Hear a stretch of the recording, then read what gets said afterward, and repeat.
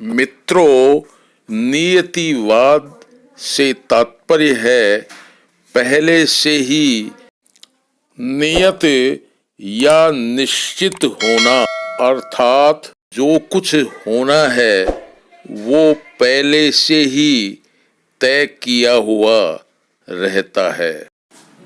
अतएव नियतिवाद में free will यानी इच्छा स्वातंत्र्य का कोई मूल्य नहीं रह जाता है।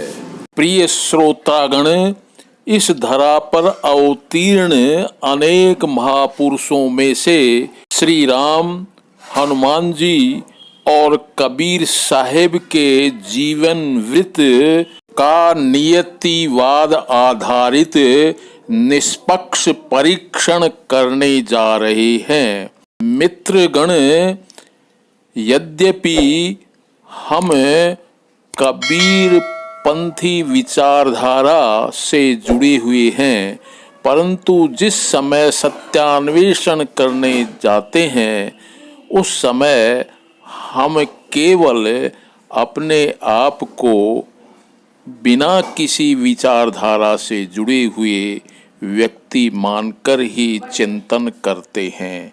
यद्यपि इस चिंतन से कई हमारे भक्त मित्रगण नाराज भी हो जाते हैं, अतः मैं उनसे हार्दिक क्षमा चाहता हूँ और प्रार्थना करता हूँ कि वे केवल मात्र सत्य का अन्वेषण पर ही अनुशीलन करें, क्योंकि हमारे आराध्य कबीर साहेब का कहना है कि सांच बरोबर तप नहीं और जाके हृदय सांच है ताके हृदय आप। अतएव आप लोगों से करबद्ध प्रार्थना है कि सत्य को स्वीकार करने का प्रयास कीजिए और यदि जरा सी भी त्रुटि नजर आए तो आप संशोधन के लिए सुझाव भी देने की कृपा करें। मित्रों, ऋग्वेद दशम मंडल सूक्त संख्या 190 मंत्र संख्या 3 नियतिवाद को ही प्रमाणित करती है। सूर्या चंद्रमसौ धाता यथा पूर्वं कल्पयत दिवं च पृथ्वीं चान्तरिक्षमथो स्वः। अर्थात धाता यथा पूर्वम अकल्पयत, विधाता जगतकर्ता ने जिस प्रकार पहले बनाया था ठीक उसी प्रकार उसने अब भी सूर्या चंद्रमसौ, सूर्य और चंद्रमा, दिवम च पृथ्वीम च, आकाश और पृथ्वी, अंतरिक्षम अथ स्वः, अंतरिक्ष और प्रकाश एवं समस्त पदार्थ बनाए। इस मंत्र से स्पष्ट हो जाता है कि विधाता जो कि इस जगत का निर्माता है उसके पास भी कोई फ्री विल नहीं है, वह भी नियतिवाद से बंधा हुआ ही निर्माण कार्य करता है। अब हम भगवान श्री राम और हनुमान जी के बारे में विचार करते हैं। यहाँ हम हनुमान जी का लंका दहन के पश्चात प्रत्यावर्तन प्रसंग पर विचार कर रहे हैं और इसके लिए आनंद रामायण के सारकांड के 9वें सर्ग पर आते हैं। पुनर्मुद्रिकां त्वं राघवाय समर्पय इत्युक्त्वा तत्करे सीता ददौ श्री राम मुद्रिकाम। 1/9/278 279। सीता जी ने हनुमान जी से कहा, यह मुद्रिका तुम राम जी को ले जाकर दे दो। इतना कहकर सीता जी ने हनुमान के हाथों में वह मुद्रिका दे दी। ब्रह्मा जी ने भी हनुमान द्वारा किए गए चरित्र का वर्णन एक पत्र में लिखकर हनुमान जी को सौंप दिया। एतस्मिन् तरे ब्रह्मा ददौ पत्रम सविस्तरम 1/9/280।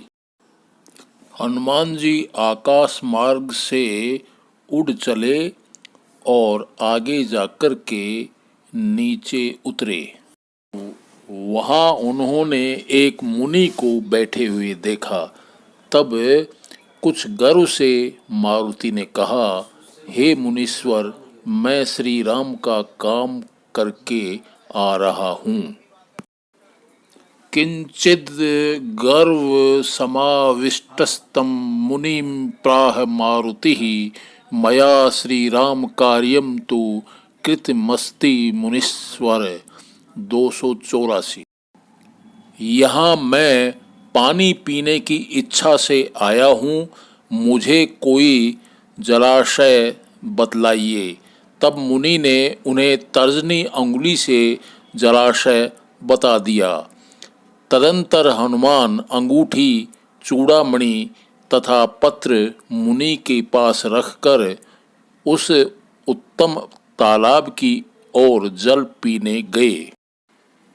पानीयं पातुमिच्छामि दर्शयस्व जलाशयं तर्जन्या दर्शयामास मुनिस्तस्मै जलाशयम्। 285। ततः स मारुतिर्मुद्रां मणिं पत्रं मुनेः पुरः संस्थाप्य नीरं पातुं वै ययौ कासारमुत्तमम्। 286। इतने में किसी बंदर ने आकर राम की मुद्रिका को मुनि के पास रखे कमंडलू में डाल दिया। उधर से हनुमान जी भी आ पहुँचे। चूड़ामणि तथा पत्र के विषय में उन्होंने मुनि से पूछा कि मुद्रिका कहाँ गई। मुनि ने भौं के संकेत से कमंडलू दिखाया।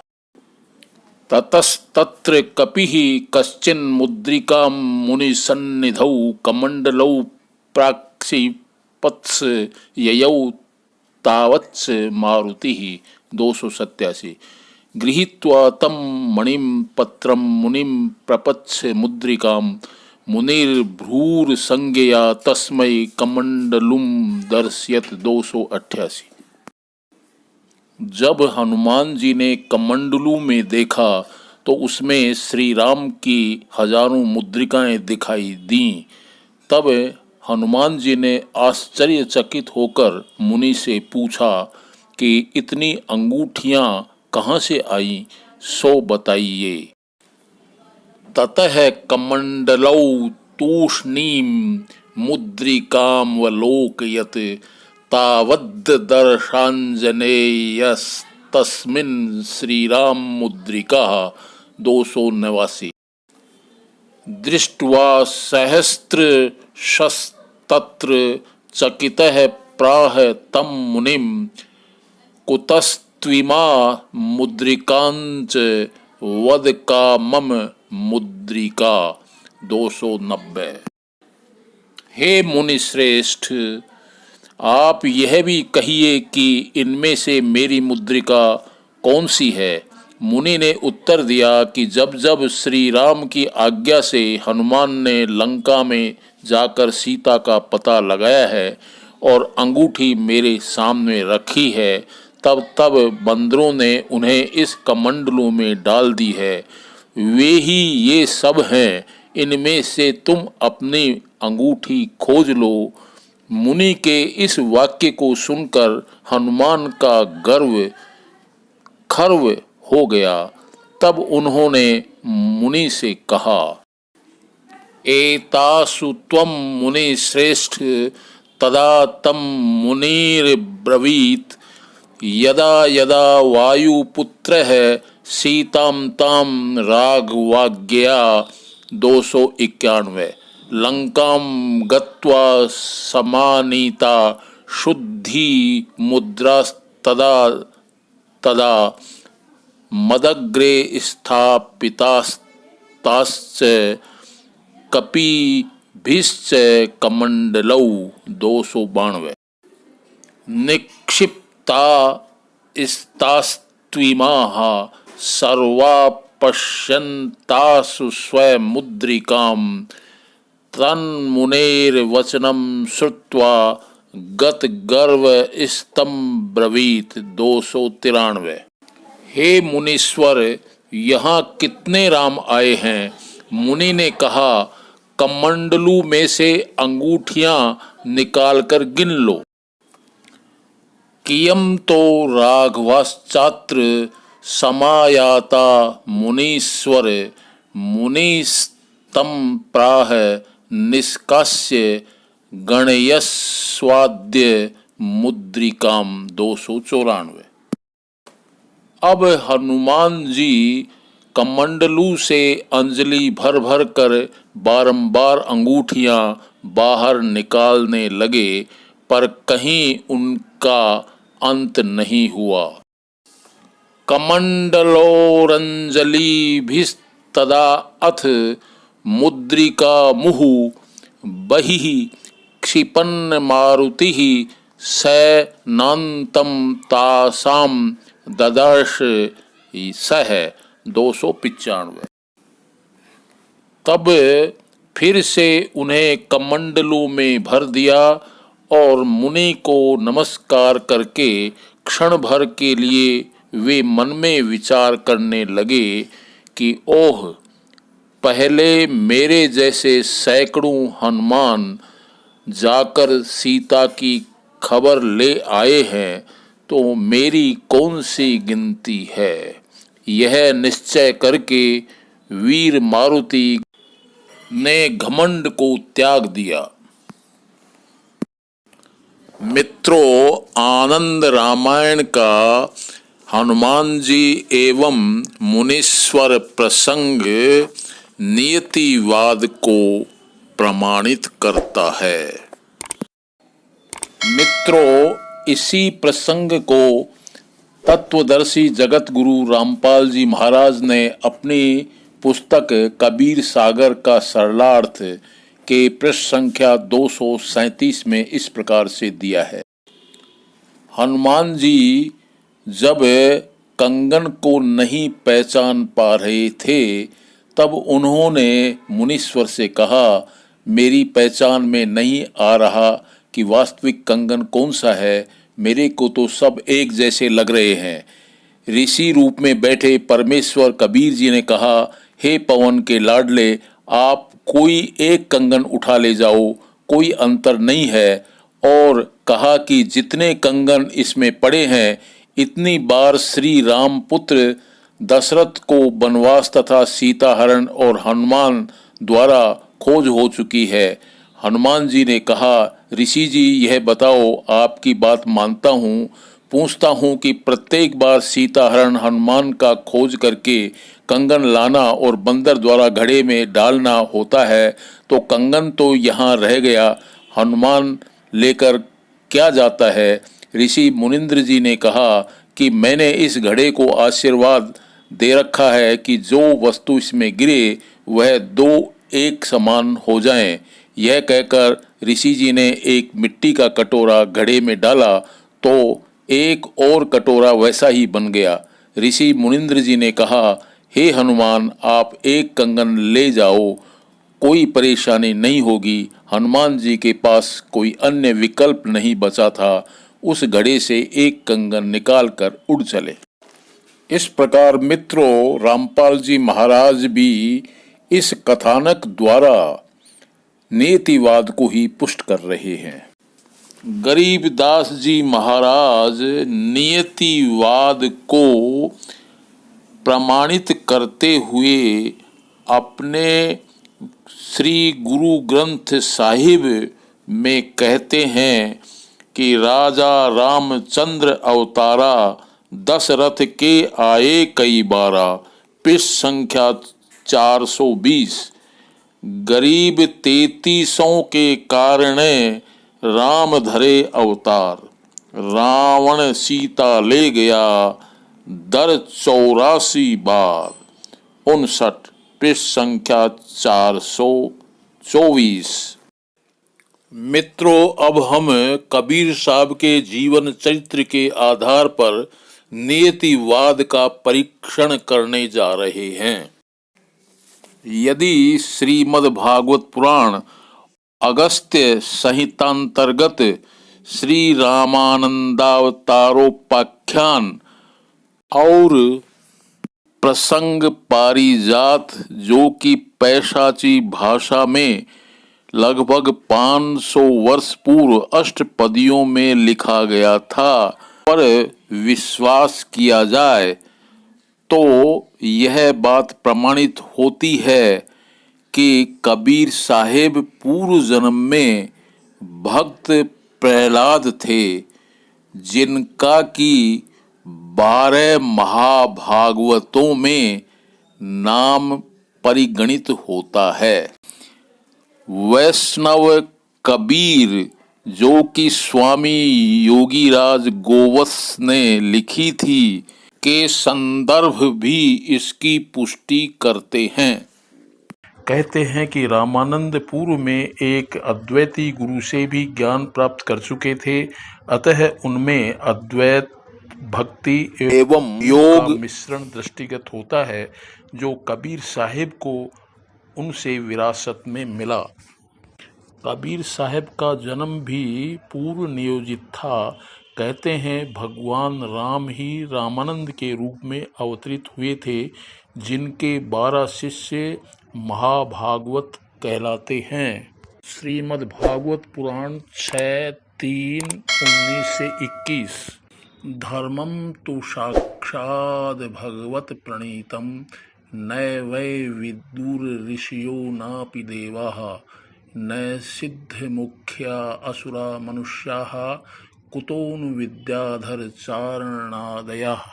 स्वयंभूर्नारदः शंभुः कुमारः, कपिलो मनुः प्रह्लादो जनको भीष्मो बलिर्वैयासकीर्वयम्, द्वादशैते विजानीमो धर्मं भागवतं भटाः, गुह्यं विशुद्धं दुर्बोधं यं ज्ञात्वा मृतमश्नुते।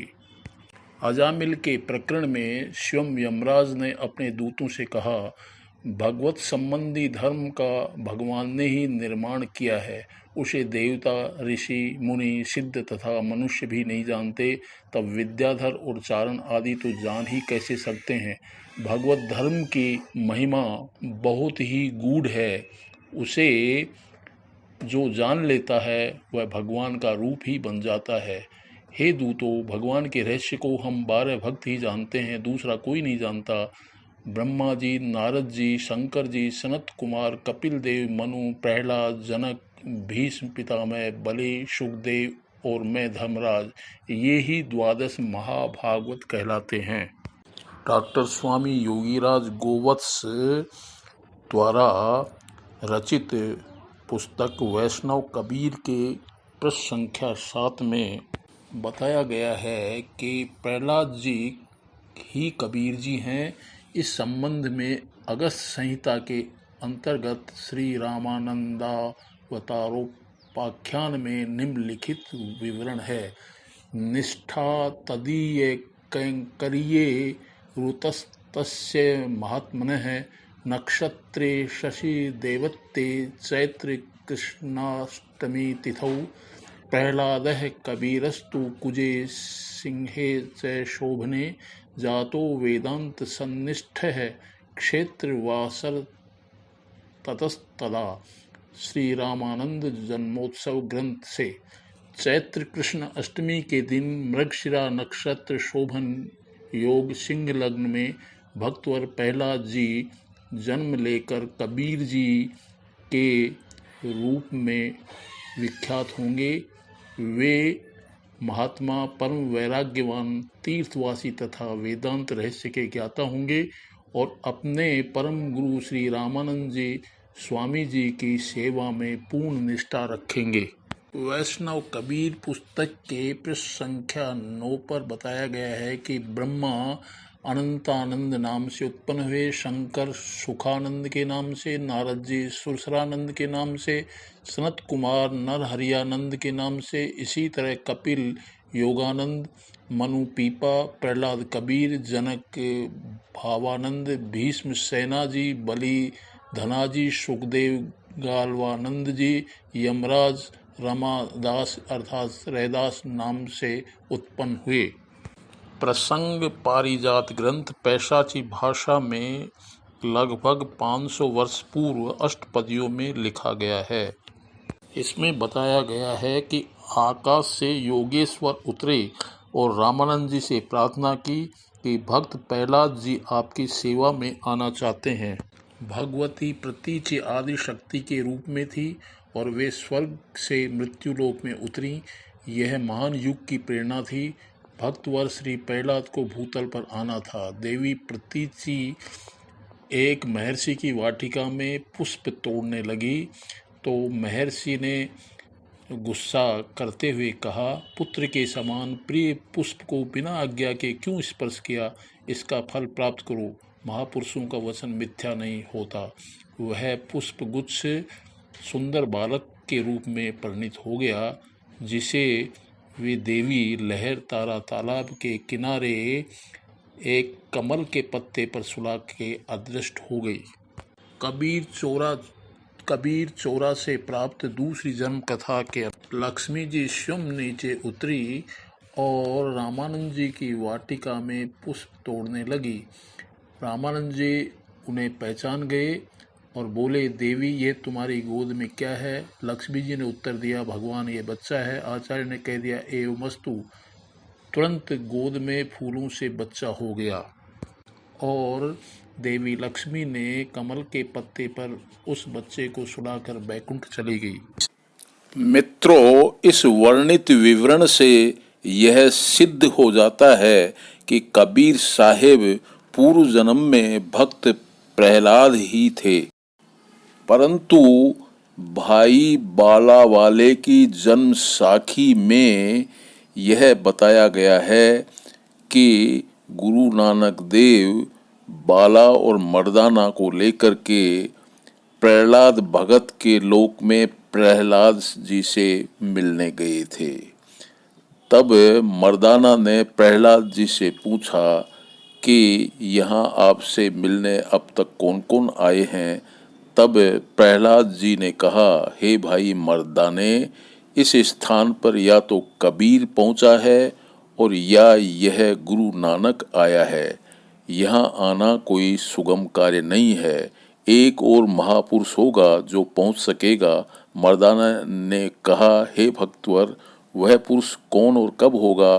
प्रहलाद ने उत्तर दिया कि जब गुरु नानक देव यहाँ आएंगे तो इनके 100 वर्ष पश्चात आएगा। अर्थात यहाँ केवल 3 आदमी ही आने हैं, एक तो भक्त कबीर और दूसरे श्री गुरु नानक देव जी। इनके पश्चात तीसरा आएगा। तब मर्दाने ने कहा, हे प्रहलाद जी, कबीर तो जुलाहा था और नानक देव क्षत्रिय हैं, परंतु वह तीसरा किस जाति का होगा? उत्तर में प्रहलाद जी ने कहा, हे मर्दाना, पंजाब की धरती और वर्ण उसका जाट होगा तथा नगर बटाला में होगा। इस वार्तालाप से तो यह सिद्ध हो जाता है कि प्रहलाद जी और कबीर साहेब अलग अलग पुरुष हैं। कुछ सिख भगत भाई बाला वाले की साखी को प्रामाणिक ग्रंथ नहीं मानते। इसके 2 कारण बताते हैं। पहला कि ये बाद में लिखी हुई है, दूसरा इसमें उल्लिखित साखियाँ श्री गुरु ग्रंथ साहिब से मेल नहीं खाती हैं। द इनसाइक्लोपीडिया ब्रिटेनिका 2017 के अनुसार जन्म साखियां गुरु नानक के जीवन की पौराणिक कथाओं का कल्पित उत्पाद है।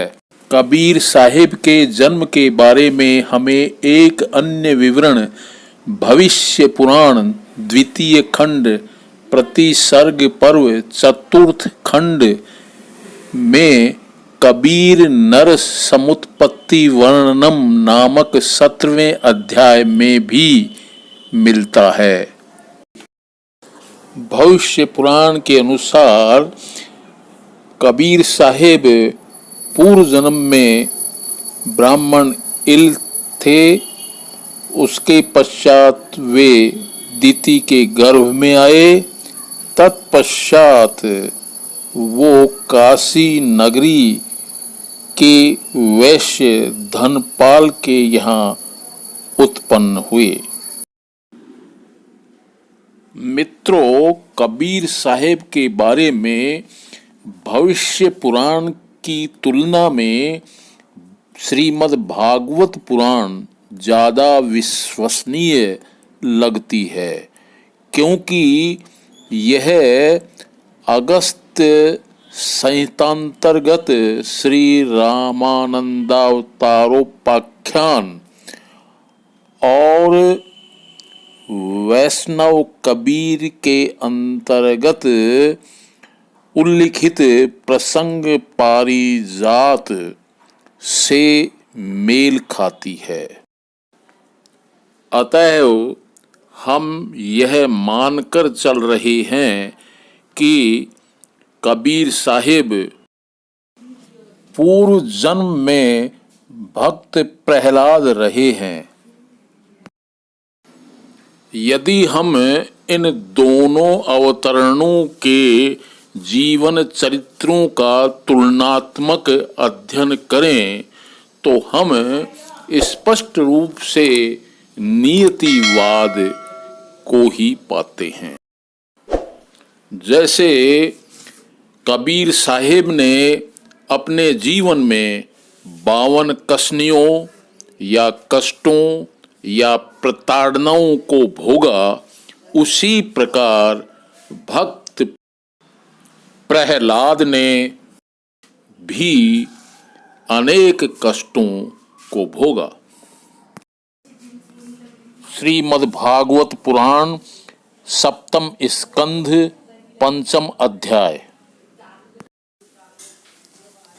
दिग्गजैर दंत शूकैश्च अभिचारावपात नहीं मायाभिः सन्निरोधैश्च गर्दानैर्भोजनैः। श्लोक संख्या 43। हिम वायु अग्नि सलिलैः पर्वताक्रमणैरपि न शशाक यदा हन्तुम् अपापम् असुरः सुतं चिन्तां दीर्घतमां प्राप्तस्तत्कर्तुं नाभ्यपद्यत। श्लोक संख्या 44। अर्थात हिरण्याक्षिपु ने प्रहलाद जी को मतवाले हाथियों से कुचलवाया, विषधर सर्पों से डसवाया, पुरोहितों से कृत्या राक्षसी का प्रयोग करवाया, पहाड़ की चोटी से नीचे डलवाया, अंधेरी कोठरियों में बंद करा दिया गया, विष पिलाया गया और भूखा रखा गया, बर्फीली जगह पर बंद किया गया और दहकती हुई आग और समुद्र में कई बार फेंकवाया गया, आंधी में छोड़ दिया गया तथा पर्वतों के नीचे दबवाया गया। परंतु इनमें से किसी भी उपाय से वह अपने निष्पाप पुत्र का बाल भी बांका न कर सका। अपनी विवशता देखकर वह बड़ी चिंता में पड़ गया और सोचने लगा कि अब क्या करें। लगभग ऐसी ही कसनियों से कबीर साहिब को भी गुजारा गया।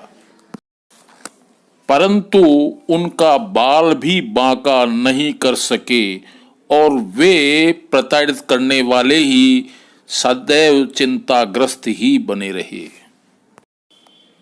यदि हम भक्त प्रहलाद जी को ही कबीर साहिब के रूप में पुनः अवतरित मान लें तो एक जन्म से दूसरे जन्म में प्रताड़नाओं की पुनरावृत्ति क्या नीतिवाद को प्रमाणित करने के लिए पर्याप्त नहीं है? प्रहलाद जी एकेश्वरवादी थे तथा उन्होंने किसी भी देवता की पूजन को स्वीकार नहीं किया। अगले जन्म में अर्थात कबीर साहिब के रूप में भी वे सदा एकेश्वरवादी ही बने रहे और उन्होंने किसी भी देवता की पूजा को स्वीकार नहीं किया, बल्कि घोर विरोध ही किया। अतः हम निष्कर्षतः कह सकते हैं कि नियतिवाद से श्री राम, हनुमान जी, कबीर साहिब एवं हम सभी जकड़े हुए हैं। किसी के लिए भी फ्री विल यानी इच्छा स्वातंत्र्य नहीं है। यद्यपि यह शोध कार्य पूर्णतया निष्पक्ष किया गया है, फिर भी यदि किसी भक्त भाई बहन की भावना आहत हुई हो तो हम हृदय से क्षमा प्रार्थी हैं। गूगल द्वारा सुलभ निःशुल्क पठनीय, दर्शनीय एवं श्रव्य सामग्री के उपयोग के लिए हम उनके हृदय से आभारी हैं। मित्रों, यदि वीडियो पसंद आया हो तो लाइक करें एवं सब्सक्राइब करें। सत साहेब, साहेब बंदगी सतनाम, प्लीज सब्सक्राइब इट।